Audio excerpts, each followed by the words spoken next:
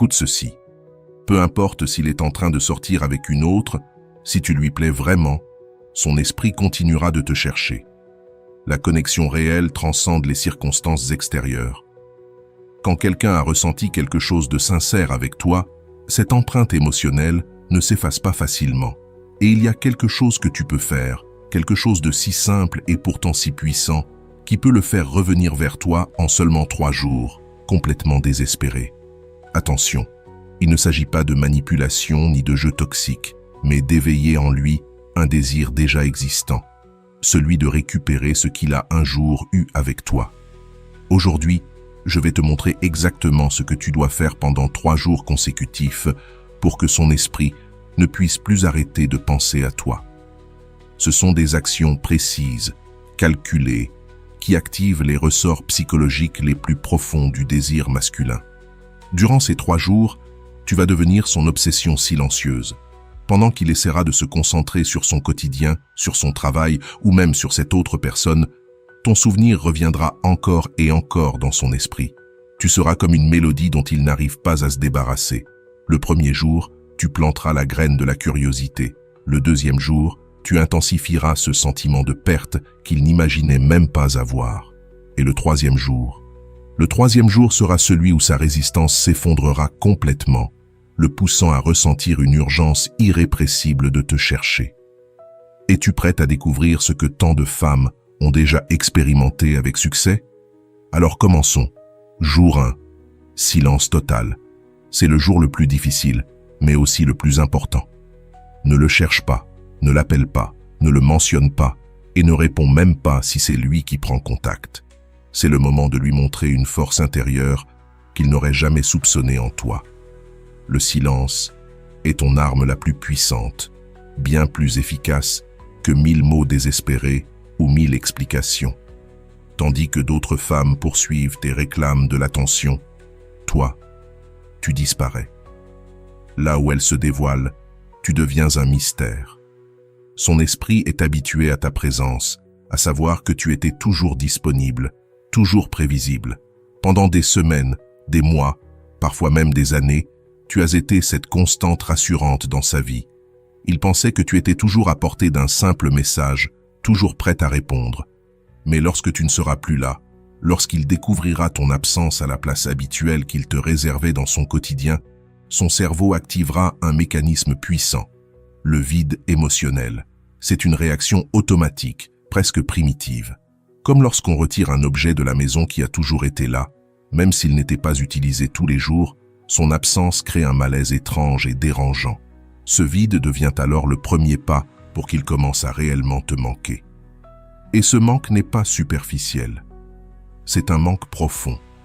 Son subconscient se mettra à chercher ta présence partout, dans ses notifications, dans les lieux que vous fréquentiez ensemble, dans les conversations où il attendait ton avis ou ton rire. Tu ressentiras 1000 fois la tentation de rompre ce silence, l'envie de savoir ce qu'il fait, s'il a remarqué ton absence, s'il pense à toi. Mais chaque fois que tu résisteras, tu gagneras en pouvoir. Avant de continuer, si tu n'es pas encore abonné à ma chaîne YouTube, je t'invite à le faire dès maintenant.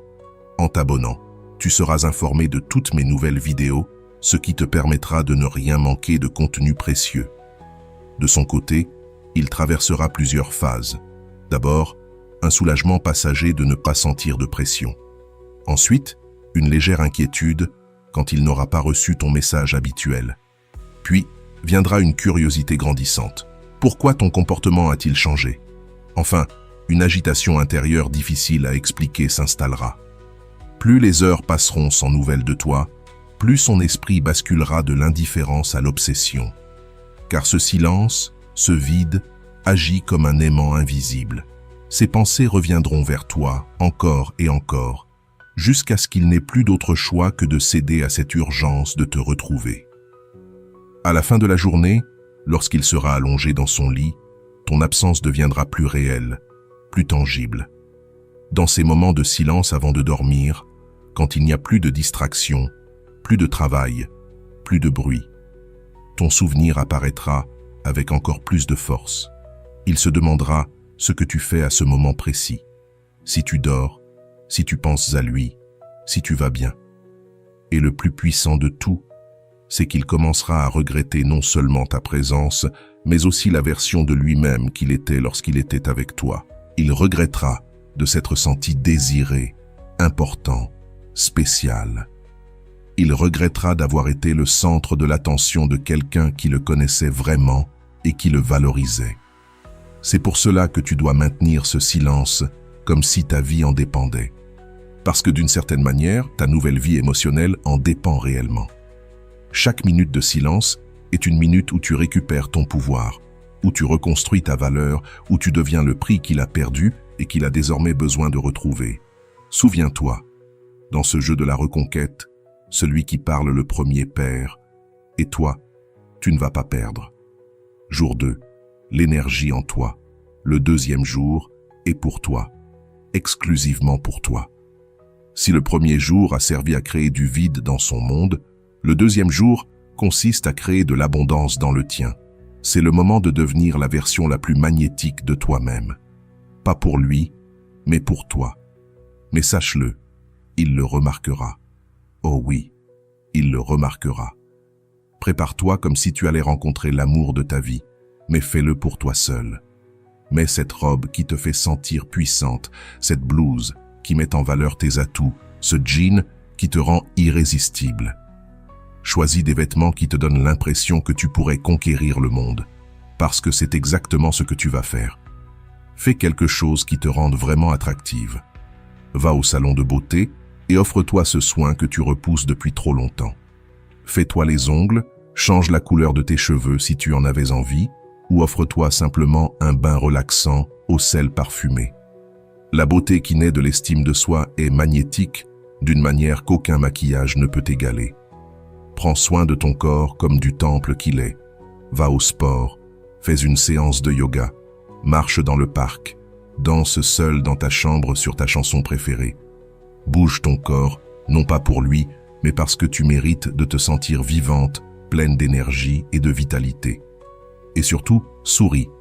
Pas ce sourire forcé que tu affiches pour cacher que ça ne va pas, mais ce vrai sourire, celui qui naît de l'intérieur, quand tu te sens réellement complète.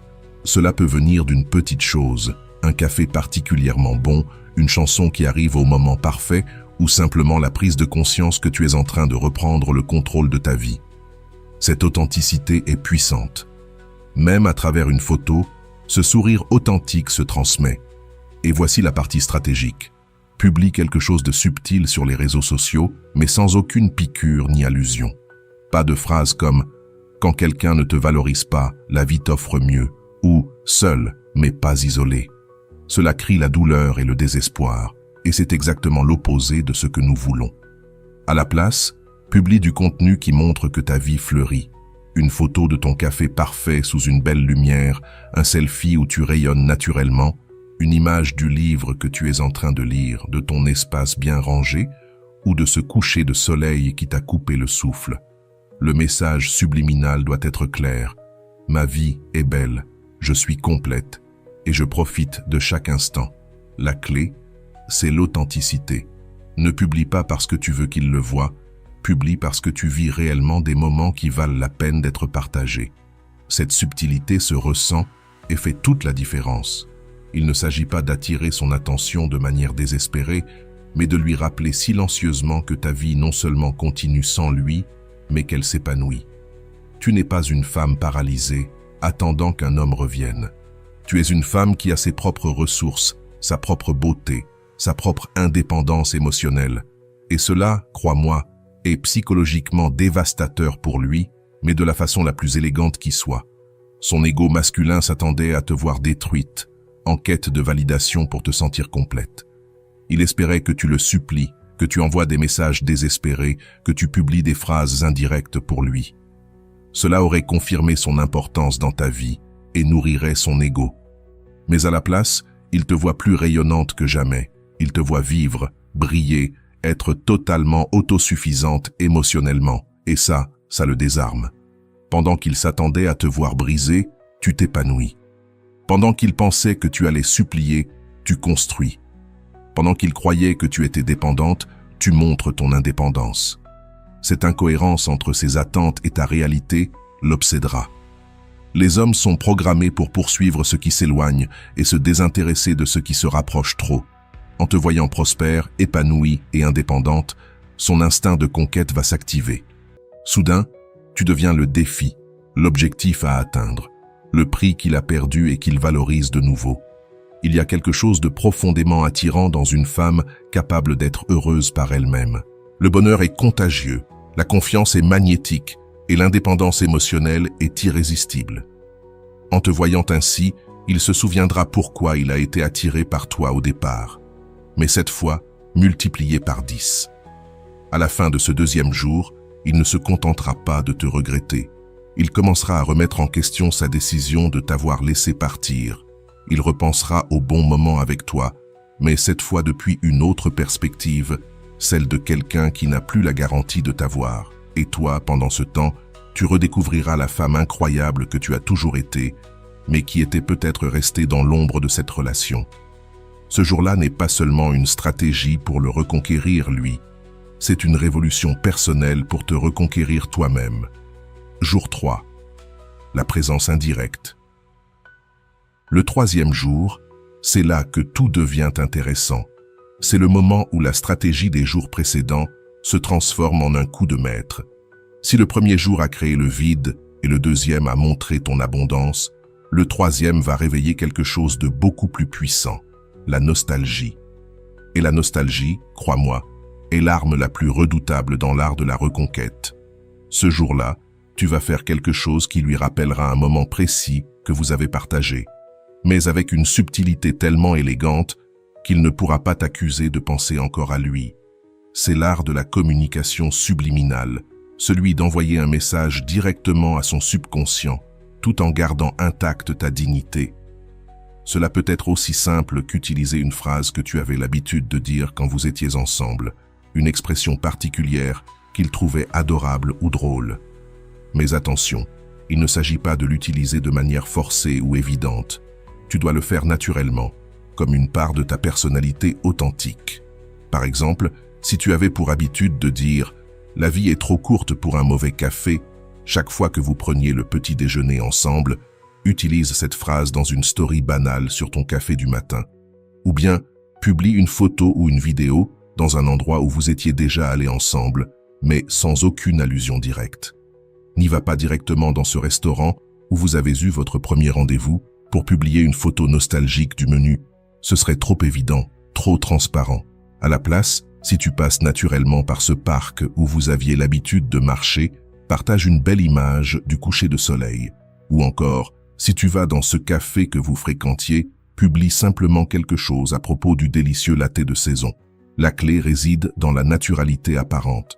Cela doit sembler être une coïncidence cosmique et non une stratégie calculée. Il doit penser « quelle drôle de coïncidence qu'elle soit là » ou qu'elle dise cela, non, tout en ayant cette petite voix intérieure qui lui dit « elle le fait sûrement pour que je le voie ». Tu peux aussi réveiller subtilement la nostalgie. Par exemple, faire entendre cette chanson qui était votre chanson en arrière-plan d'une story qui parle d'autre chose. Ou montrer ce livre qu'il t'avait recommandé posé sur ta table de nuit.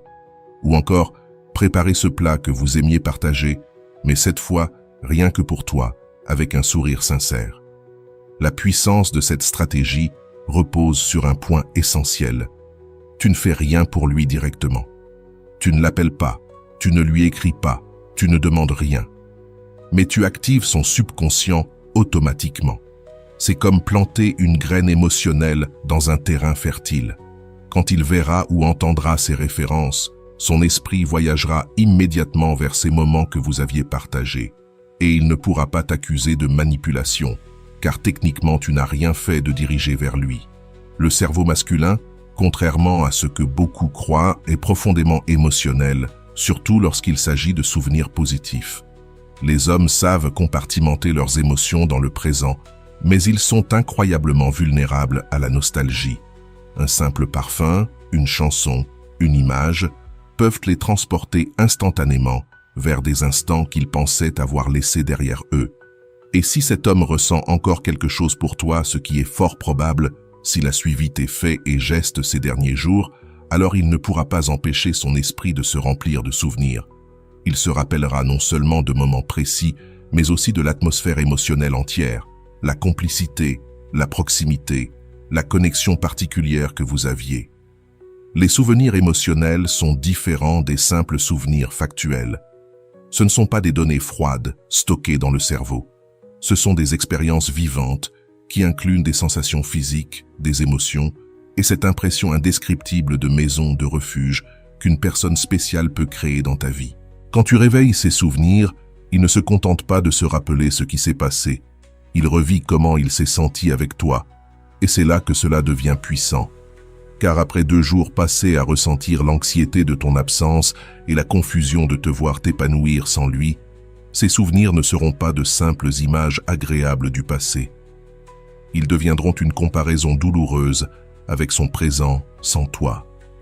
Alors, il commencera à se demander « Pourquoi avons-nous rompu ? Était-ce vraiment si mauvais ? Qu'est-ce que je fais de ma vie sans elle ?» La nostalgie a ce pouvoir unique, faire paraître les problèmes du passé minuscules face à la perte du présent. Et voici la partie la plus brillante de cette stratégie. Pendant que son esprit est inondé de souvenirs liés à toi, tu gardes ta position de pouvoir. Tu ne supplies pas, tu ne cherches pas à le convaincre, tu ne te dévoiles pas, tu vis simplement ta vie. Et si, dans ses yeux, certaines de tes actions éveillent une pointe de nostalgie, eh bien, c'est son interprétation, pas ton problème. Cette ambiguïté va littéralement le rendre fou. Il ne pourra pas te confronter, car tu n'as rien fait directement pour lui. Il ne pourra pas l'ignorer, car ses souvenirs auront déjà été réactivés. Et il ne pourra pas se convaincre que ce n'est qu'une coïncidence, car il y aura eu trop de coïncidences d'affilée. Au terme du 3e jour, il sera dans un état mental très particulier, pleinement conscient de ce qu'il a perdu, obsédé par les souvenirs de ce que vous aviez et incapable de cesser de penser à toi. Mais surtout, il aura l'impression que ce sont ses propres conclusions, pas les tiennes. Et c'est là toute la différence entre la manipulation et une stratégie élégante. Car lorsqu'un homme sent qu'on tente de le manipuler, il résiste. Mais quand il croit que ses pensées sont venues de lui-même, elles deviennent puissantes et indiscutables. Alors, ces résistances tombent. Ces 3 jours forment une véritable montagne russe émotionnelle, vide, surprise, nostalgie. Son esprit aura traversé ton absence, ta force, et maintenant le rappel de pourquoi il s'était épris de toi au départ. Et le 4e jour, il est presque certain qu'il ne pourra plus résister. Il viendra vers toi. Et quand il le fera, ce ne sera pas depuis une position de force pour tester si tu es encore disponible. Non, ce sera depuis une véritable nécessité intérieure, parce que ces 3 jours auront suffi pour que tu redeviennes la femme qu'il n'arrive plus à chasser de son esprit. 3 jours peuvent tout changer. Mais la clé, c'est d'être discipliné et de ne pas briser le processus. Crois-moi, il n'y a rien de plus irrésistible pour un homme qu'une femme qui ne court derrière personne, qui rayonne seule et qui sait comment laisser une empreinte indélébile dans son esprit. Alors dis-moi en commentaire, es-tu prête à relever le défi de ces 3 jours ? J'ai hâte de voir combien parmi vous vont décider de reprendre leur pouvoir, sans supplier.